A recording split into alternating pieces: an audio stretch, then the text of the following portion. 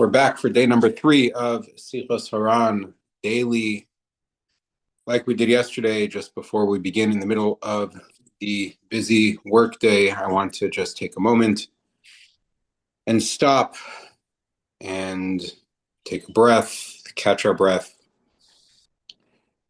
so that we can shift focus from whatever it is that we're doing to try and absorb whatever teaching it is Rabbi Nachman is going to reveal to us, and whatever comes up as we learn Sicha Gimel.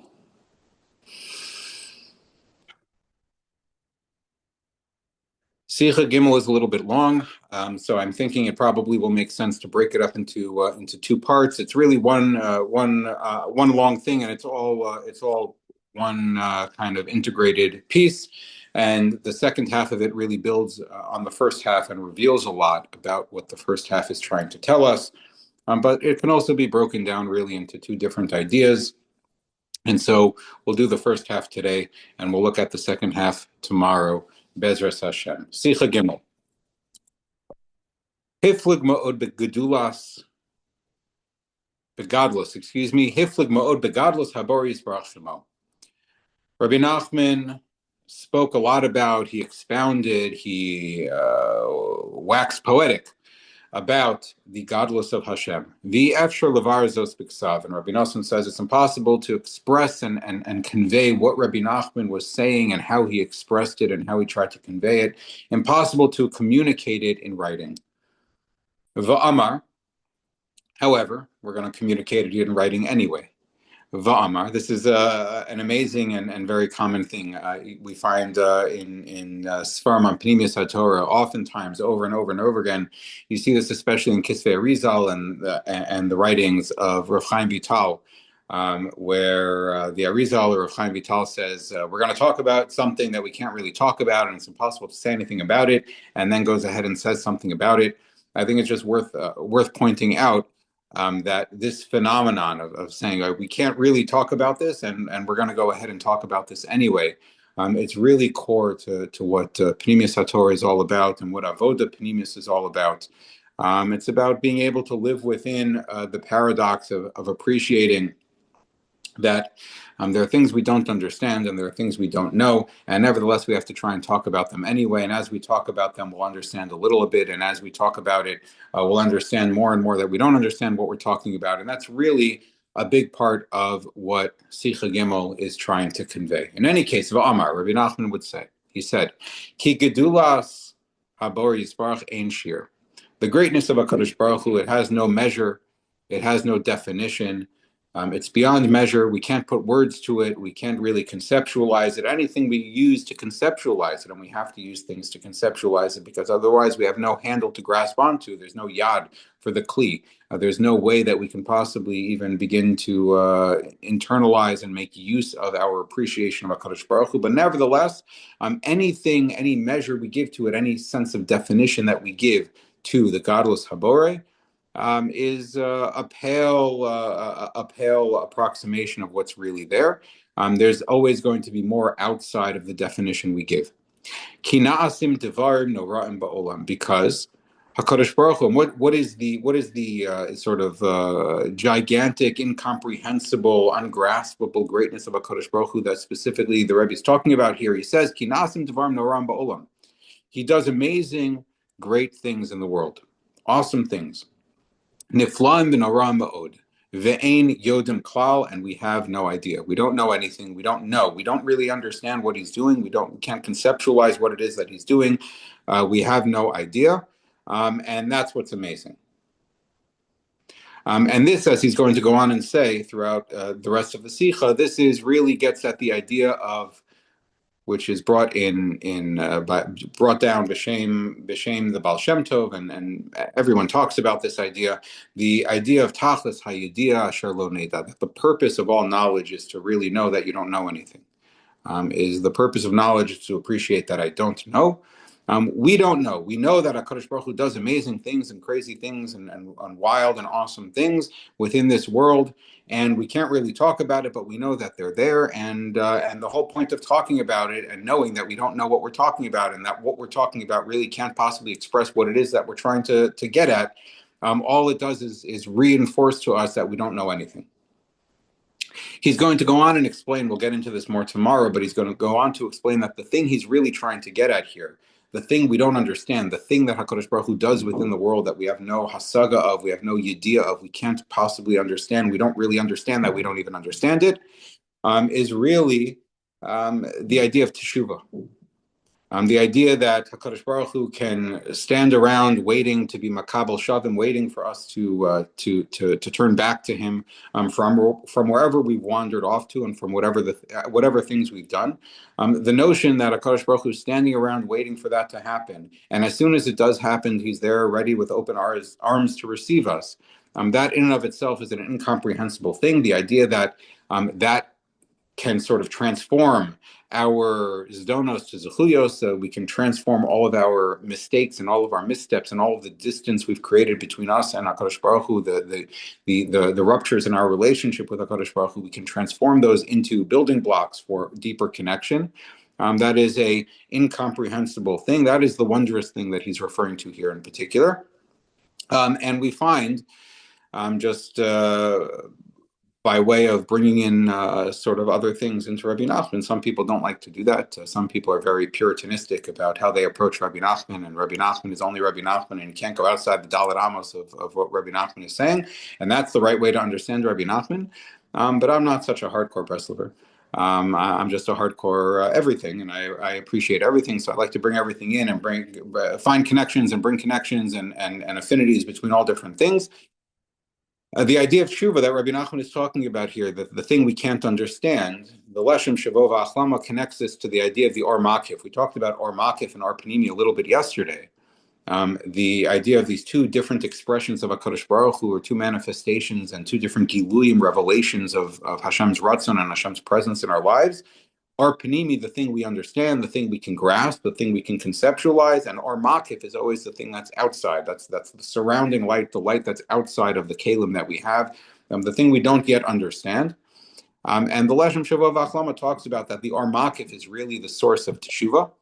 It's the source, the Yud Gimel Midos Harachamim, that are the mechanism through which tshuva happens, and it's something that exists beyond the Or Panimi, beyond the Chukei HaTeva, beyond the ordinary course of cause and effect, beyond the ordinary course of natural law, of schar va'onesh. When I do bad things happen to me. I suffer negative consequences, not necessarily as punishment, but as the consequences of experiencing distance from HaKadosh Baruch Hu. That experience is painful. And when I do good things and I create connection with HaKadosh Baruch Hu, I experience positive affect and I experience positive things. And that's the ordinary course of nature. That's the ordinary way the world works within the framework that HaKadosh Baruch Hu has created for this reality.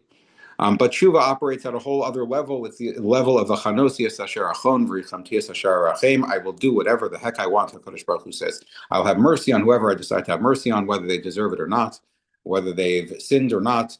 I will be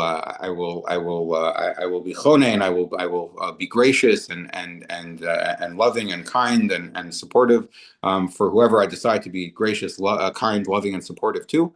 And there's no rhyme or reason to it. You will not understand. Upanai lo yira. You can't possibly understand. So this is really the idea that Rabbi Nachman is trying to convey of what we don't understand. Lo yodim klal, ein yodim klal. We don't understand anything. Hainu. Sha'adayin ein yodim shum yediyah.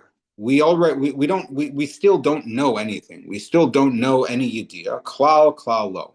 Absolutely nothing at all. We know nothing. We understand nothing. We have no hasaga of this. Kol echad. Kol chad katimad meshar belibe, as Rabbi Nassan says elsewhere. Each and every person, in accordance with wherever they happen to be holding, there's stuff that they don't even have any idea that there is to know. We don't know anything about these things, and we don't even know that there's things that we don't know anything about these things, because we think it's so far removed from us that we have no concept. And Rabbi Nassan expounds on this in other places, in Likutei Halachos and other places where he talks about. Also, he implies this in a couple of different tefillos and Likutei tefillos, but he emphasizes, and it makes a lot of sense, that this idea of tachlis hayidiyah shelo neda, the idea of appreciating that we don't know things, knowing things so that we appreciate what we don't know, this in and of itself can be a big source of chizuk for a person. Really, this idea of I know things, and then because I know things, I know that I don't know a lot more. That really is a way of accessing and connecting to the kernel, the bechina of emunah. We don't have emunah in things we understand. We can't have emunah in things we understand. I don't have. We wouldn't say that I have emunah in gravity. We don't say I have emunah in my paycheck. I understand my paycheck. I understand gravity. Because I have a saga of gravity, I don't trust gravity. I know gravity. I'm not trusting gravity. I'm trusting my own understanding of things. I'm trusting my own intellectual framework with which I have articulated and formed a picture of how the world works. That picture may be right. It might be wrong. But nevertheless, I'm relying on me rather than relying on something outside of me that is beyond me that requires trust. Trust, ultimately, amuna, trust, amuna in Hashem or amuna in a person, trust in a person, trust in a spouse, trust in a child, trust in a parent, and a sibling, and a friend. It requires a mystery. It requires something that we don't know about the other person. I don't need to trust you if I fully understand you and if I fully know who you are and how you function. I don't trust. I know how to pull the levers and press the buttons. I know how to daven in a way that uses Hakadosh Baruch Hu as a big gumball machine in the sky, and to get what I want. If I do this and I do that, then I'll get what I want. That's not a trusting relationship. A trusting relationship is a relationship in which there's an element of mystery. There's an element of what I don't understand. And so this idea of not knowing and appreciating that we don't know, and knowing more and learning more so that there is more to appreciate that we don't know, because we only don't know as a result of what we do know. If I don't know anything, then I don't even know that I don't know anything. It's only by knowing something that I realize what it is that I don't know. That in and of itself is a source of of hischaskus, of strength, of energy, of an ability to build a deeper relationship with the Kadosh Baruch Hu through the not knowing, through emunah, as opposed to a relationship constructed on my terms. It's an actual relationship where two seemingly separate things meet each other and fall into each other's arms with connection. V'gam ma shemuva. And also that which is brought, kitachlis hayadi asher lo neda, the idea that the purpose of all knowledge is to not know.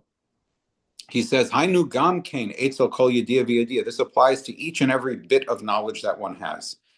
Hainu sha'afilu kishemagiyim l'tachlis shel yedia, so that even when you come to the goal of knowing, which is to not know, right? So I know something, and now because I know X, I know that I don't know X plus 1, the thing that's a little bit beyond X. Dahainu lo neda, that now I know that there's something beyond what I do know, and there's something I'm missing. Afal pi kain adayin ein ze tachlis. Really, he says, that's not even the goal.